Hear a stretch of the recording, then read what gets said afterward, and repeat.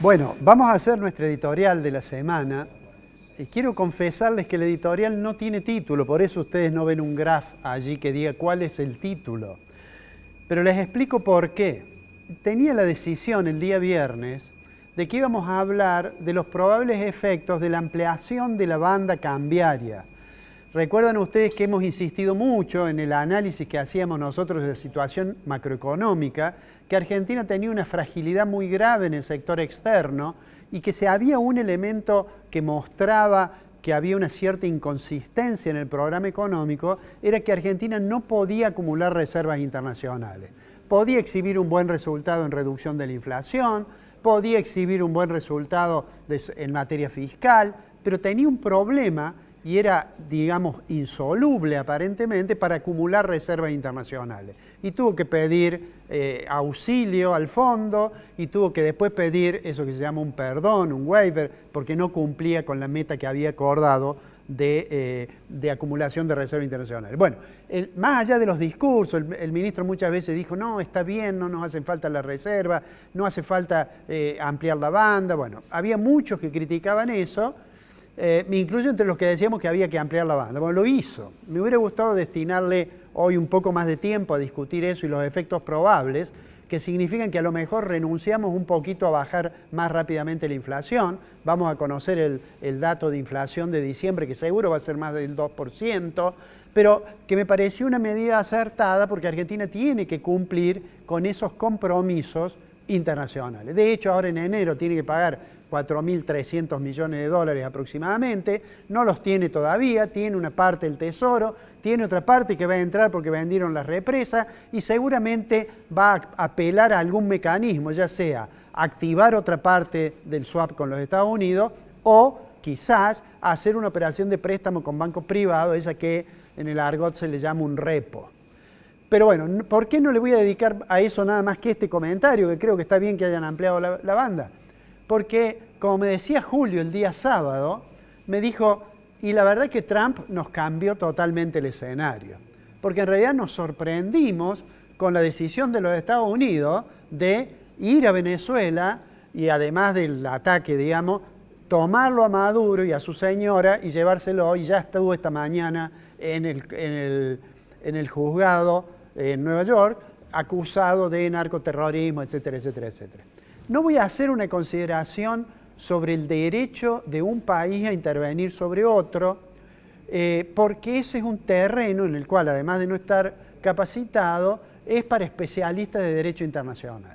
Y así como existe aquella norma de no intervención, existen todas las normas sobre el respeto de los derechos humanos, en fin. Y todo eso estaba bajo cuestión. Quiero simplemente hablar dos cositas nada más de Venezuela. Todos conocemos a alguna persona que vino de Venezuela. Muchos jóvenes calificados vinieron a buscar algún empleo. Venezuela ha expulsado casi 8 millones de ciudadanos. Una situación realmente, yo diría, trágica. Pero vamos a hablar un poquito en comparación. ¿Qué tan grande es Venezuela? Lo vamos a comparar un poquito con Argentina. ¿Y cuáles son fortalezas y cuáles sus principales dificultades? Miren, yo le decía a Julio en la introducción del programa que Venezuela está sentada en un mar de petróleo. Y esto es estrictamente así realmente. Fíjense, le voy a pedir al director que pongamos la placa donde están las reservas de petróleo. Miren, esas son las reservas internacionales, de reservas de petróleo que han sido probadas, ¿no? Ustedes se fijan, Venezuela, en aquel extremo, Venezuela tiene 304.000 millones de barriles de petróleo de reserva probada. Eso es el 18% del mundo, de lo que hay en el mundo. Le sigue Arabia Saudita, que tiene 298.000 millones, y así llegamos hasta Canadá 168, Irán 158 y así. Pero quiero señalarles lo siguiente, que es algo muy importante. Venezuela tiene esas reservas de petróleo inmensas, pero no tiene en la actualidad realmente una producción que tenga relación con aquella riqueza que tiene bajo tierra. ¿Por qué? porque estará produciendo aproximadamente 900.000 barriles. Argentina, que no es ni el 1% de las reservas mundiales de petróleo, incluyendo el shale oil, el petróleo de vaca muerta, digo, que no es ni el 1%, produce más o menos 700.000 barriles cuando Venezuela está produciendo 900.000. ¿Por qué? Porque ha tenido una gran crisis, porque PDVSA ha tenido muchísimos problemas. Y entonces, lo trágico, digamos, es que la situación por la que ha atravesado teniendo esa cantidad de reservas. Para un país que tiene menos habitantes que la Argentina, vamos a poner un gráfico para comparar rápidamente la población. Argentina tiene más o menos, número redondo, 46 millones, un poco más. Venezuela tiene más o menos 29 millones. Es decir, es una cantidad de habitantes bastante menor. Ahora, ¿cómo se mide la riqueza? Esto lo hemos dicho muchas veces hablando de la Argentina, cuando decimos que Argentina no crece. Se mide mirando el Producto Interno Bruto. Entonces, pensé yo que puede ser interesante ver la evolución del Producto Interno Bruto de Argentina, que ya le hemos comentado varias veces, y la de Venezuela, que es la placa que sigue. Allí tienen ustedes la línea negra, es la evolución del producto de Argentina, ¿no? Por eso, si ustedes se fijan, a partir de 2011, Argentina prácticamente no ha crecido, tuvo la crisis del 2001, que es cuando la línea negra cae drásticamente, y después vino la recuperación. En el año 2025 se estima, esta es una estimación del último outlook del Fondo Monetario Internacional, se estima que es 683.000 millones de dólares. Fíjense el caso de Venezuela. Venezuela hubo épocas en que tenía un Producto Interno Bruto parecido al de la Argentina, allá por los 80. Estaba más o menos cerca. Después Argentina creció en la década de los 90. Después hubo un periodo en que parecía que iba a crecer y después, fíjense ustedes lo que son, nosotros solemos decir que de 2011 en adelante Argentina no creció, incluso siempre hemos dicho no creó empleo privado registrado.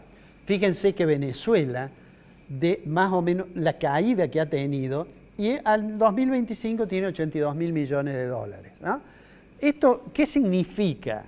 Bueno, significa que aunque haya menos población, también hay menos para distribuir, porque el Producto Interno Bruto es la cantidad de bienes y servicios que una economía genera durante un año, es la generación de valor.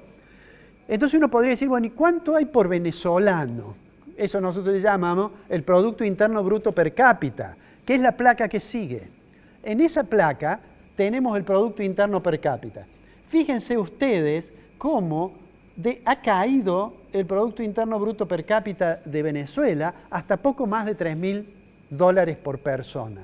Argentina está aproximadamente en 15.000 millones por persona.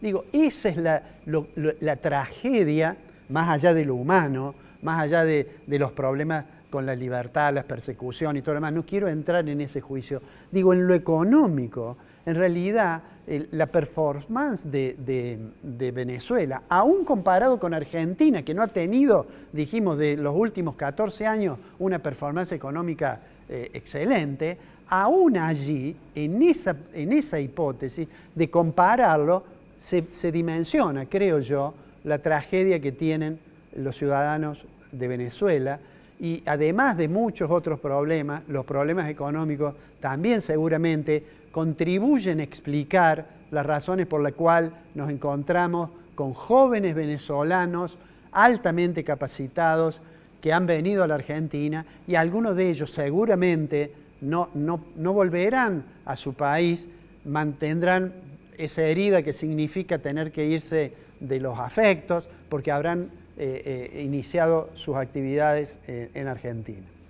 Quería mostrar estos números sin otra pretensión que dejar un deseo, y el deseo que es, sin abrir ningún juicio sobre los acontecimientos estos que han ocurrido, en realidad mi deseo es que ojalá los hermanos venezolanos encuentren un camino que tenga paz, que tenga libertad y que tenga prosperidad económica.